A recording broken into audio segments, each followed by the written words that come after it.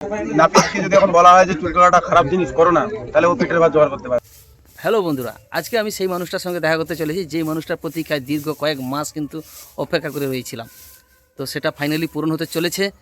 তো যে মানুষটা সারা বাংলাকে হাসিয়েছে, এন্টারটেনমেন্ট করেছে, যে মানুষটার সঙ্গে বড় বড় টলিউডের স্টারের উঠবুস হয়, দেখাশোনা হয়, কথাবার্তা হয়, সেই মানুষটার সঙ্গে দেখা করব। তো সেই মানুষটা কিন্তু একদম সাধারণ, সাদাসিধে, সাধারণ বাড়ির ছেলে। সবার সঙ্গে কিন্তু একদম শান্ত মেজাজে কথাবার্তা বলে, সাধারণ জীবনযাপন করে। খুব ভালো লাগলো তার সঙ্গে কথা বলে। হ্যাঁ বন্ধুরা, কার কথা বলছি অবশ্যই তোমরা বুঝতে পারছো। বং মিডিয়া উজ্জ্বল বর্মন। আজকে 15ই মে শুক্রবার। আজকে তার স্টেজ পারফরমেন্স রয়েছে পূর্ব মারিচদা অ্যাকশন স্টার ক্লাবের পরিচালনায়। যাই হোক, সেখানেই কিন্তু তার সঙ্গে দেখা হলো, আড্ডা হলো। তো তার সম্বন্ধে, তার জীবনের কথা, সে কিভাবে এই ইউটিউব লাইনে এলো, আর তার পরিবারের সঙ্গে কিভাবে এই ভিডিও করলো, বাবার সঙ্গে কিভাবে এত কমেডি করতে পারে, সব কিছু নিয়ে আজকে আলোচনা হবে বং মিডিয়ার সঙ্গে। চলো বন্ধুরা, দেরি না করে ভিডিওটা দেখে নেওয়া যাক। দাদা কিন্তু প্রথমবার আমাদের সঙ্গে, আমাদের পূর্ব মেদিনীপুর কাঠিতে। খুব ভালো লাগলো তাকে। আমরা টিভির পর্দায়, মোবাইলে সবসময় দেখতাম, দারুণ কন্টেন্ট ক্রিয়েট করে। বিশেষ করে কমেডিগুলো একদম আলাদা লেভেলের হয়।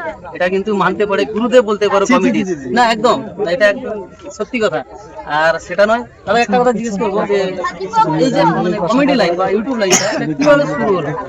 এটা কিন্তু সবার কিন্তু জানার আছে। কিন্তু এইটা কি বলবো, তো খুব ছোটবেলা তো খরচ ছিলাম, তারপরে হঠাৎ করে সংসার সমস্যা বুঝতে পারি জ্ঞান হওয়ার পরে যে বাবা কষ্ট করে পড়াশোনা করাতে ফেলে দিয়েছে। সেই বাবার কষ্টটা যখন বুঝতে পারি, তখন নিজের ইনকামের রাস্তা খুঁজি। কখনো লেবারি করার চেষ্টা করেছি, পাইনি।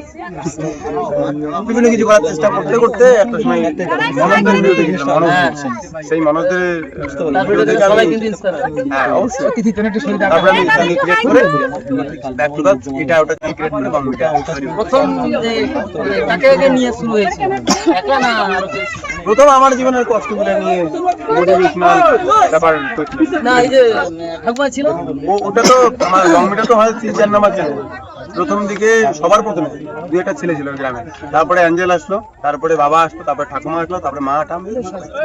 আর একটা প্রশ্ন, বাবার সঙ্গে যে এই যে কমেডি করা, এটা যেটা সবাই সচরাচর করতে পারে না, সেটা কিভাবে সম্ভব?